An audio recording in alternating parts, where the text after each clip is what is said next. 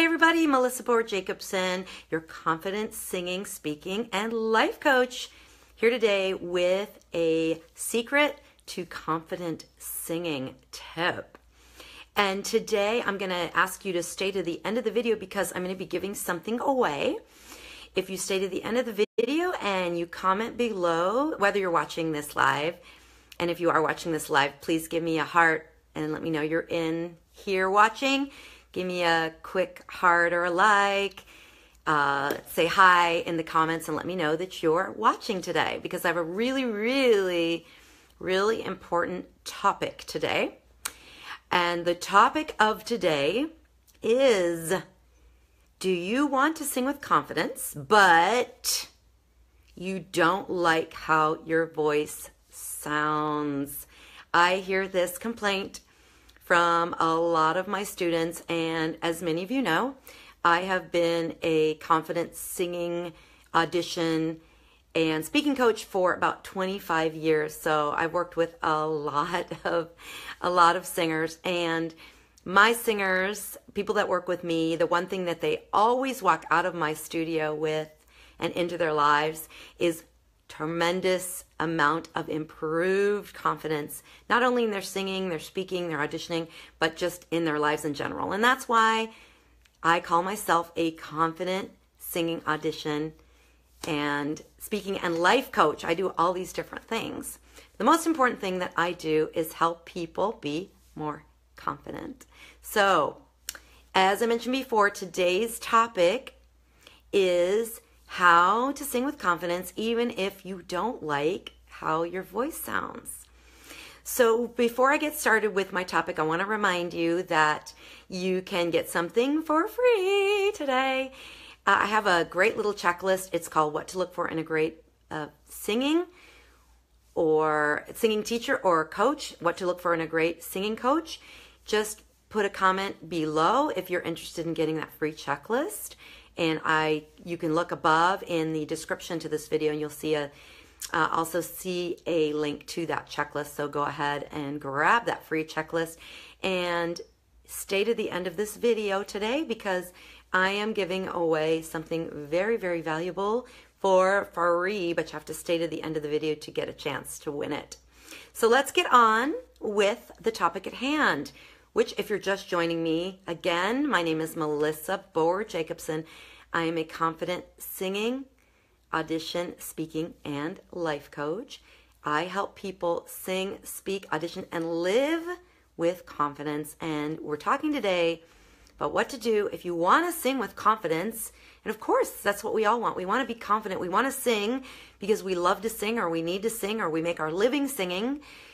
We want to do it with real confidence. And one of the secrets to singing confidently, even if you don't like the sound of your own voice, we're going to talk about that right now. So I want to tell you that most people, including me, do not like the sound of their own voice. This is a really normal thing. I hear it from my clients all the time.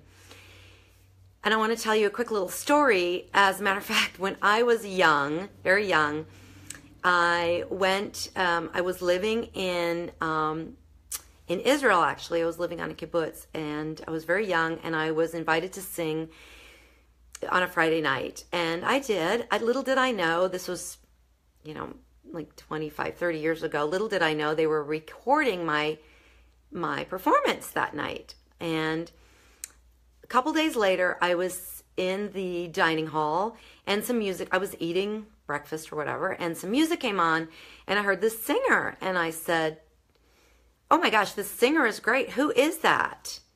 And they were laughing. The people around me were laughing. I couldn't figure out what the joke was. Why is this so funny? They kept laughing and they said, "Don't you know who that is?" I'm like, "No, I've never heard this singer. Who is it? I like her. I kind of like her voice." And they kept laughing and laughing, and finally they let me in on the joke. The singer that I was listening to was myself. And I did not recognize my own voice because I don't like to listen to myself. I would never listen to recordings. It would take me sometimes literally years to listen back to a recording or a video recording of myself. So I want to share with you what I share with all of my clients around the third lesson. When somebody comes to start working with me, I share this really, really important chat with them. And I always tell them, this is the chat that we're going to have about why you cannot listen to yourself sing.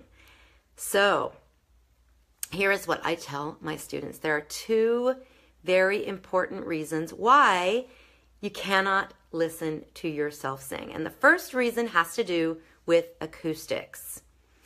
So what happens when we sing is we are using our vocal folds inside our throat.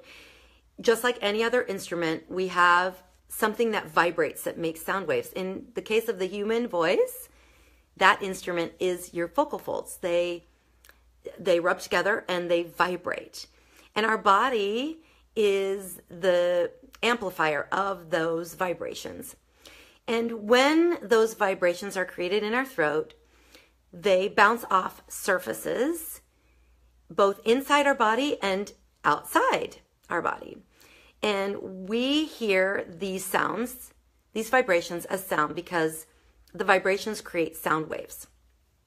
Some of those sound waves bounce off the surfaces inside your body and go through your inner ear up to your brain and register in your brain as sound or pitch. Some of those sound waves go out your mouth and they bounce off the surfaces of whatever room you're in and come into your ear from the outside and then go up to your brain, and your brain processes that sound. What most people don't realize is that we're processing that sound with two separate sets of sound waves.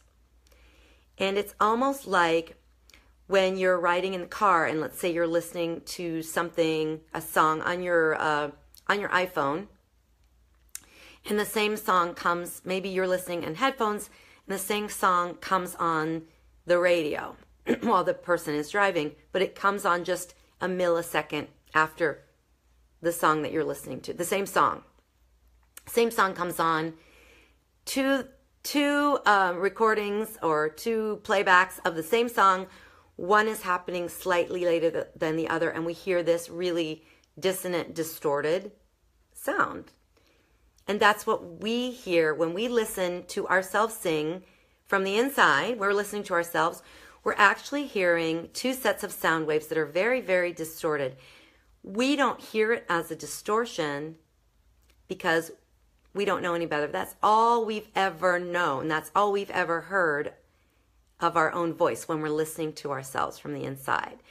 I guess you could use the example of a blind person who was blind from birth, does not know the experience of sight.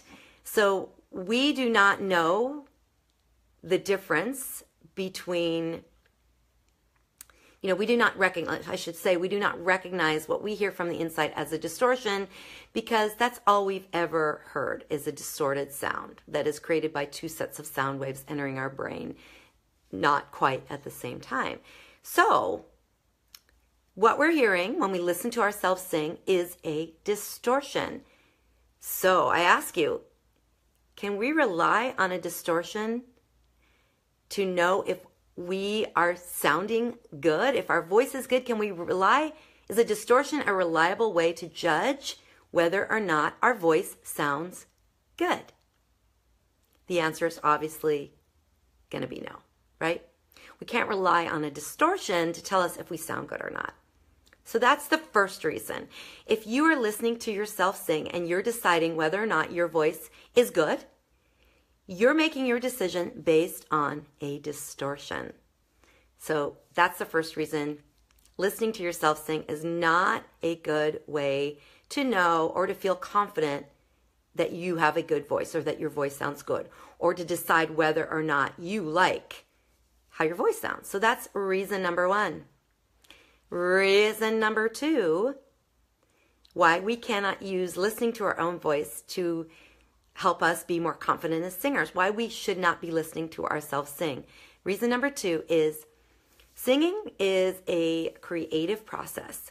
Our brain the part of our brain that does singing is the part of our brain that does a lot of other creative processes. For example, dancing. If you've ever tried to do a dance step, learn a dance step, and you try to think your way through a dance step, you probably know what happens. You're going to mess up. And this is what I use this example with my students, and they always describe it that same way. So when you're doing a creative process, you can't think or analyze. The part of our brain that does judging, analyzing, and listening is a separate part of our brain than the part of our brain that does creative processes like singing, dancing, acting, writing, painting, ideas. These are all things that happen in the creative part of our brain, the part of our brain that does creative processing. Things like math problems or analyzing something or judging happen in a part of our brain that does analytical processing or thinking. We cannot do these things simultaneously. So when you are listening to yourself singing, you are engaging the part of your brain that does analytical thinking, the part of your brain that does problem solving and analysis. If you are using that part of your brain, you're listening to yourself sing, you cannot sing well because the part of your brain, the creative side of your brain, shuts off. And so you're using the wrong part of your brain to sing with. And we can never sing well when we are listening to ourselves sing because we're using the wrong part of our brain. I liken it to using a rubber spatula to carve a turkey. It's just the wrong tool. So that's reason number 2 why you can't become a more confident singer by listening to yourself sing. And reason number 3. What you hear and what you think about your own singing is really irrelevant. If other people love to hear you sing, but you don't like how you sing, the truth is, singing is a gift that we give to others. And it's really not about us. It's about sharing our music with other people. And it really doesn't matter what we think of our own singing. If other people are telling you that your voice is beautiful, that you are giving joy to other people, that you are contributing to others people's enjoyment through your voice, it's really about them anyway. It's really not about you, right? So that's reason number 3. What you think of your own singing, you don't really have to worry about it. You can start today to be a more confident singer. All you have to do is let go of listening to yourself sing. However, I know you're asking, well, I want to be a good singer, and how can I be a confident singer if I don't have a way of knowing if I'm doing a good job? So I'm going to answer that question for you right now. And here's how you are going to know if you are singing well. What you need to focus on is not how you sound. Now, obviously, when you're singing, you're going to be able to hear. You can hear your voice, and that's fine. We can hear our voice, and it just sort of floats through our brain, and we're not analyzing what we hear. When we're listening, however, listening involves judging and analysis. So first of all, we're just going to hear ourselves sing, and we're not going to do anything with it. Second of all, in order to know if we are singing well, we need to use physical sensation. Now, you might ask, well, Melissa, what physical sensation am I looking for? How am I going to know if I am doing a good job singing? I'm going to answer that question for you right now.